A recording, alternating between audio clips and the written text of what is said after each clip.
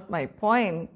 My point is Suryaha, how it remains untouched, associated with all objects. Look, it's here on earth, it's on the trees, it's on our skin, it's everywhere. But it remains untouched. Similarly, no defect of the reflecting, the eyes and so on can affect the sun. Similarly, ekas tatha, so too that one consciousness which is in all of life, na lipyate loka dukkhena. Whatever your mind does to you, whatever games it plays and tells you, you are the victim of this creation, it makes you unhappy, it makes you sad, makes you depressed. Nothing touches consciousness. You identify with the mind and get pulled down by the energy of the mind, energy of the thought flow. But really speaking, if I remain a witness, which I essentially am, as a witness consciousness, nothing that happens to the mind happens to me. I remain untouched.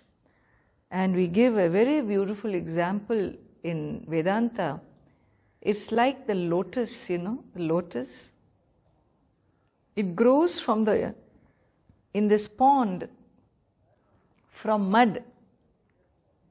And then it comes up and this leaf sits on the waters. It sits on the waters, but is it affected by the water? The water cannot drown it. The water doesn't absorb in it. It doesn't allow the water to enter it. It will stay there. If there is water, it will stay there. In fact, it glows. It glows. The soul, the person, the conscious being, that doesn't take the thought processes so real, doesn't allow the ups and downs of life to make him swing, but remains centered, equanimous. He is able to wield his mind. It's like that drop of water on the leaf, how it is embellished, So too, the mind's ways are fascinating to watch in a wise person. We are in awe of such people because their mind doesn't touch them, doesn't affect them as it affects us who give so much reality to the thoughts. And so he says, why is that? Because consciousness is more than what is perceived inside the body. And therefore, it is not of the size of the thoughts, and so it is bigger than the thoughts, it's much more than that, it's beyond the thoughts, it transcends the thoughts.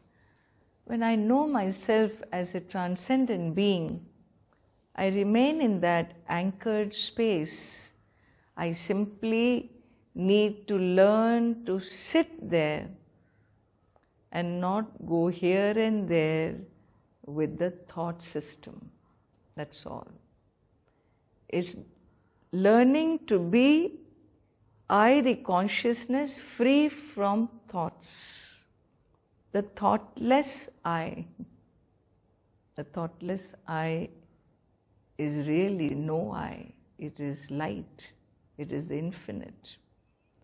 All your contemplations, meditations, sadhana, practices are meant to take you to that place where you touch the eternal, where the mind resolves in the eternal, in its own source. That is what the contemplations are about.